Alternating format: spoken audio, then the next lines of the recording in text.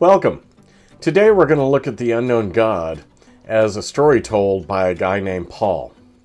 Now, I want to ask you, first of all, what do you know about God? Do you have any preconceived ideas that you grew up with to define who God is and what He's like? Have you simply formed your idea of God by what other people say?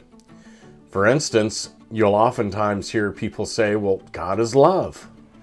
God is light. Or some people will say, God is a gray-haired old man who's just far away, sitting there half asleep on a throne somewhere. Or others will say, God is a spirit without form. He's nowhere like us. And then there's negative things we often hear about, which means God is mean and overpowers everyone, and God is unfair and needs to be more like us.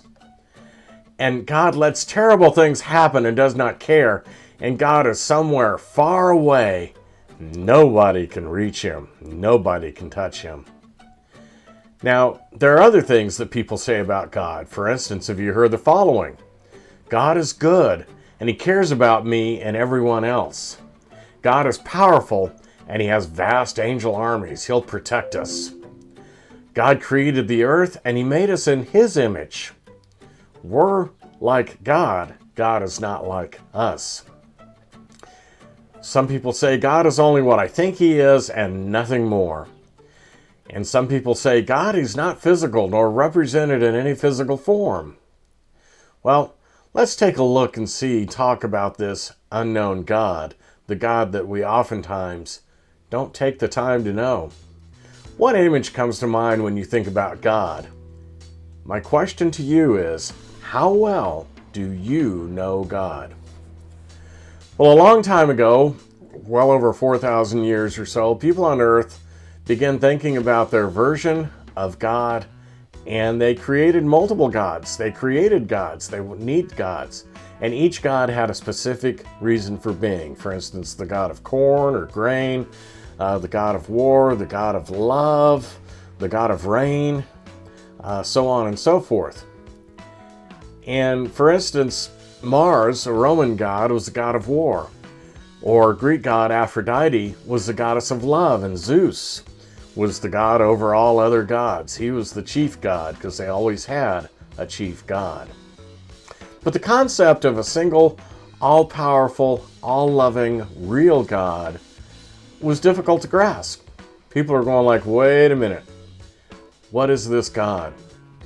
All these other gods were made of people's imaginations and represented by statues of stone, gold, or bronze.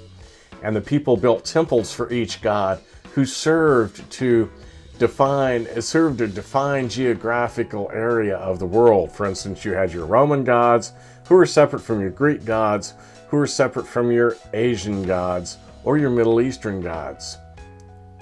Well, in a city that was bustling like Athens, Greece, which is still bustling today, having all those temples to all those gods made sense because people who are traveling there could worship more effectively, more efficiently. And however, in light of the one true God, all these other gods were false gods and just the musings of people's minds. So imagine the scene recorded in Acts chapter 17 when this guy named Paul hits town in the city of Athens, and Paul only proclaimed the real God, the one God who happened to be the real God, not something someone dreamed up. Now, Paul couldn't keep his mouth shut. He was there to tell people about God. He was there to tell people about his son, Jesus, that God was with us. God came down, Emmanuel. And he proclaimed the one true God to everyone in the street and the marketplace. Well, this caught the attention of a lot of Stoic philosophers and other people, and he was talking mostly to the Jewish people at that time, but he also caught the attention of others. And he argued and he assured everyone and he discussed with people who knew these false gods did not hold a candle to the God who sent Jesus to rise from the dead and conquer death. And this was an odd idea to them. So from all the commotion Paul created, several philosophers they invited, more likely forcefully brought him to the Areopagus, also called Mars Hill. And this is a place where Paul was asked to answer questions about what he taught. Now, all the Athenians and the foreigners who lived there, they used to spend their time in nothing else but telling or listening about something new. So Paul spoke, and he spoke before this council and before all the people there. This is what he said. People of Athens, I see that you are very religious in every way. As I was walking through town and carefully observing your objects of worship, I even found an altar with this inscription, to an unknown God. What you worship as unknown, I now proclaim to you. God who made the world and everything in it is Lord of heaven and earth.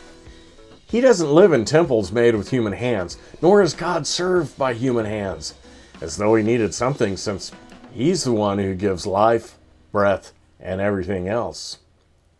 From one person, God created every human nation to live on the whole earth, having determined their appointed times and the boundaries of their lands. God made the nations so that they would seek him, perhaps reach out to him, and find him. In fact, God isn't far away from any of us. In God we live, move, and exist. As some of your own poets have said, we are his offspring. Therefore, as God's offspring, we have no need to imagine that the divine being is like a gold, silver, or stone image made by human skill and thought. God overlooked such ignorance and these things in times past, but now he directs everyone everywhere to change their hearts and lives. This is because God set a day when he intends to judge the world justly by a man he has appointed. God has given proof of this to everyone by raising him from the dead. You know, at this point, several of the people in the audience, they laughed, they jeered, they about ran Paul out of there. Because this Jesus being raised from the dead, that was new to them. Resurrection was not something that their gods could do, bringing people back to life. And they never imagined someone walking out of a tomb. However, several others believed in the Lord that day and joined Paul in teaching about God, and who became known to them. So my question to you is, do you believe in God, or is God still unknown to you? Our God is an awesome God, and I'm glad he created both us and the world we live in. The next world will be even better. Want to find out more? I'm going to invite you to look for my Finding God series on my website at trbcoaching.com. That's the Finding God series on my website at trbcoaching.com. Thank you for listening.